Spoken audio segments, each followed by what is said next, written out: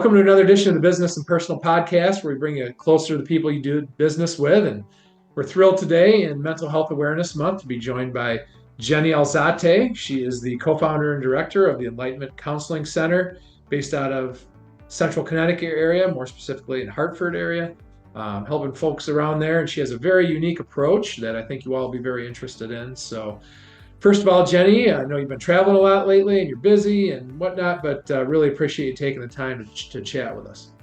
Of course. Thank you, Ryan, for inviting me. I thought it was a really great opportunity to come on and connect with the community and really continue giving the message about integrative psychotherapy and its effectiveness and its power. And so I'm glad to be here and be able to do that. Thank you.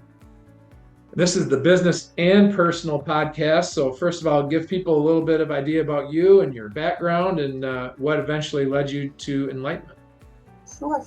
So I am my parents are from Colombia, and we're first generation Colombian. I was born in Hartford, Connecticut, and I grew up in a home with a lot of love, but of course a lot of stress based on acculturation and the difficulties that we had to go through with my parents being immigrants in this country. And so within that environment, there was a lot of focusing on spirituality and self-love and caring for yourself naturally, because we didn't really have many resources. And so we really, use nature and nutrition and meditation and metaphysical kind of aspects to understand and live our life through. And a lot of that obviously built the foundation in the work that I do today and how I kind of view life. And then from there, I really, just really fell in love with the field of psychology and always found myself, being geared towards working with underserved populations. And then, eventually came to this master's degree of counseling and just knew that this was my field. Some years later, I discovered mind-body medicine, I would say 2014, and that really took my career and my own personal practices to another level in terms of really helping people heal and understanding that mind-body connection and what that really meant. And then really from there, these last, 7-8 years, I've been very focused on training and exposing myself to many different modalities that I use in my work, such as aromatherapy, breath work, meditation, trauma-focused yoga, and then really now moving into energy work, energy medicine, studying a model called Eden Energy Medicine right now. I'm getting certified in that, and also trained in EFT tapping, which is a modern day kind of popular practice that exists. Also working with acupuncture points and the merging of Chinese medicine with positive psychology. So I've just continued expanding, a lot of meditation training as well. And I do this not only for my clients, but also for me to be the first experience and to really speak from my heart about how these practices work and how they can support our mental health.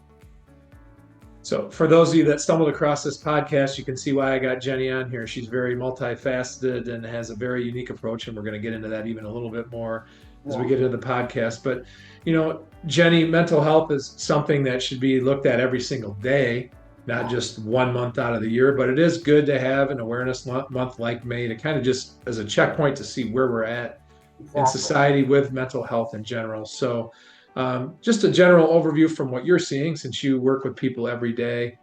Is the stigma starting to go away? Are people less scared to ask for help now?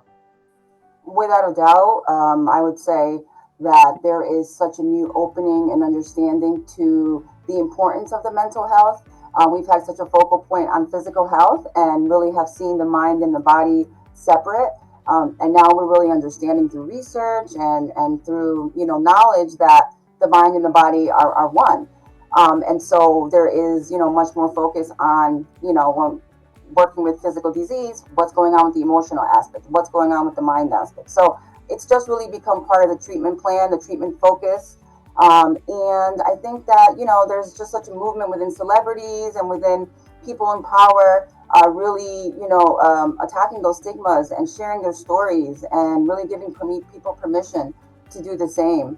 And so I think, I know that there is definitely an opening and understanding. I think in the school systems, there's such a focus right now from preschool, more preventative services of providing social, emotional services, teaching meditation, I've heard of some school systems that actually give children mental health days, to identify when they're burnt out and they need a break. So I feel like all of these are examples of what's what's being nurtured and what's growing in our society now, along with like the older population, also understanding mental health. And we do see that a lot now. We're seeing much more of the older population coming in for therapy, and the younger population for preventative, or parents as they're doing their own healing and knowing how it's impacted the children, having the kids come in too. So we do a lot of families, mom, dad, siblings, couples work.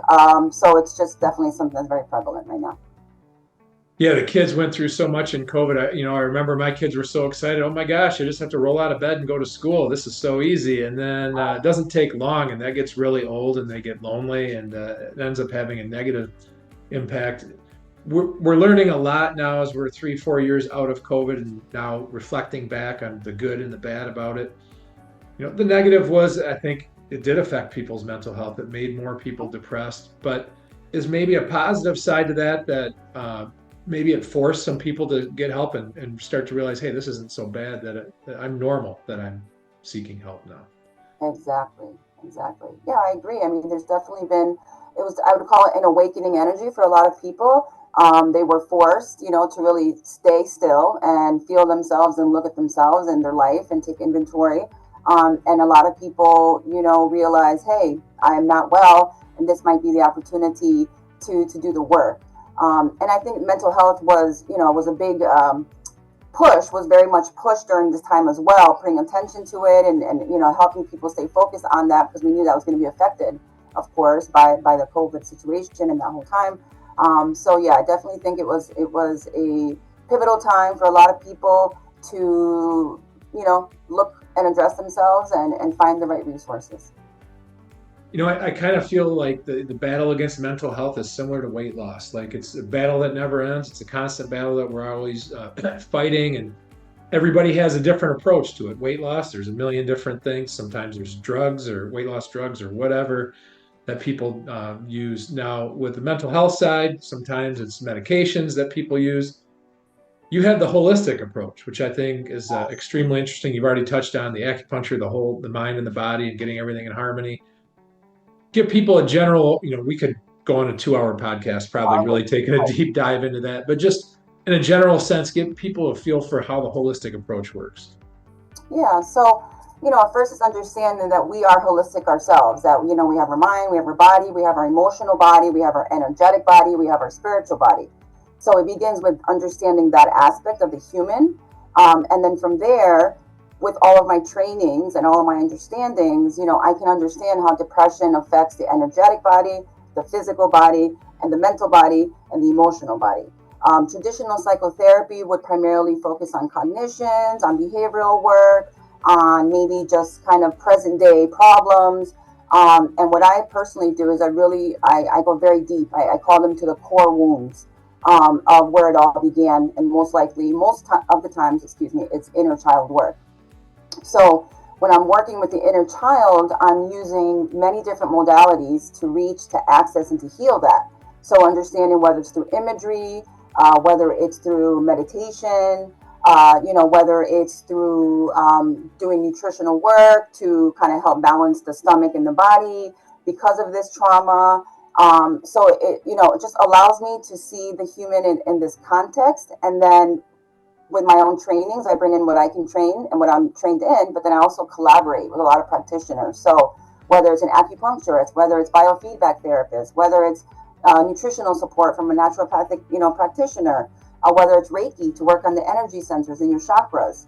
So this is what the integrative approach is me providing that trauma-focused psychotherapy, and using these tools, working with energy, working with breath work, working with meditation, working with body movement and body awareness as a way to heal the stored trauma, and shaking it through different practices. Then we're doing the EFT tapping, which is also working on, for example, different energy set points that are connected to certain organs that house certain emotions. So it's, the knowledge and the understanding that depression is affecting, for example, I'm using that, affects you in so many ways, and really being able to get to all of these bodies within ourselves. And then within that kind of stabilization, that does allow me then to really go in and heal that inner child. So it's a very, very beautiful and sustainable practice, because I always say the work that we do, I use a lot of the tools in a clinical sense and along with the psychotherapy aspect, but then I leave a lot of my clients with lifestyle treatment plans. So what are you going to continue doing? I'm going to continue doing my massage therapy once a week. I'm going to do my gut health, my detoxing my belly and change my gut health. I'm going to do yoga twice a month. I'm going to do, so we start to really use these meditate, and I do a lot of work in meditation and teaching. How do you really meditate? What is that? What types are effective for what we're dealing with?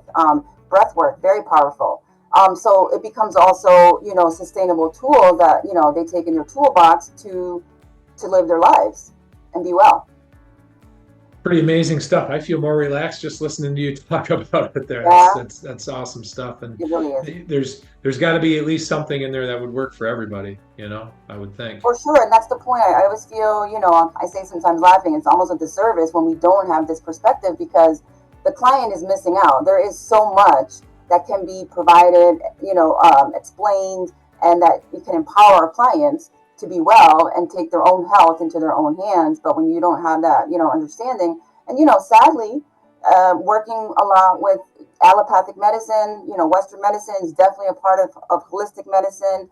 But I say sadly in that, they're very trained in what they're trained in, and anything outside of the box gets very easily rejected. And I find this a lot with my clients, where they're, after working with me, no longer happy with, this one perspective on healing.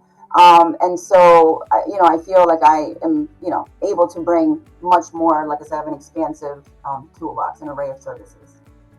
Now, going back to the weight loss analogy, there's an easy measurement for weight loss success. You just step on the scale. Like, it doesn't get much simpler than that. Yeah. How do you measure success and recognize success with your clients? Do you have different checkpoints where you can see if progress is being made? Completely. I mean, success, it's subjective, right? So it's really based on the client and their experience and what we've been working on. But I definitely have been doing this for so long now that I almost get to have a trajectory. I create a trajectory as to, based on the type of trauma, the amount of years of trauma, how long it's not been processed. We can kind of predict symptom management. So I'll, can have an idea 6 months to a year, normally at the beginning, to kind of really stabilize the symptoms, get the present day life stable, and then really get into that inner child. So evidence of change, I get a lot of clients who've been in therapy 20, 30 years, literally. And within a year or two are in a whole new, level. A lot of clients that come in with different medications, 10, 20 different medications, a lot of undiagnosed things. We don't know what it is. It's somatic, right? So they come with all these weird diagnoses, all these medicines.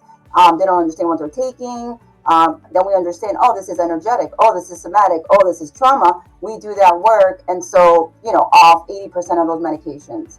And just really witnessing, I always say, I literally get fed by seeing the healing, witnessing the healing right in front of me.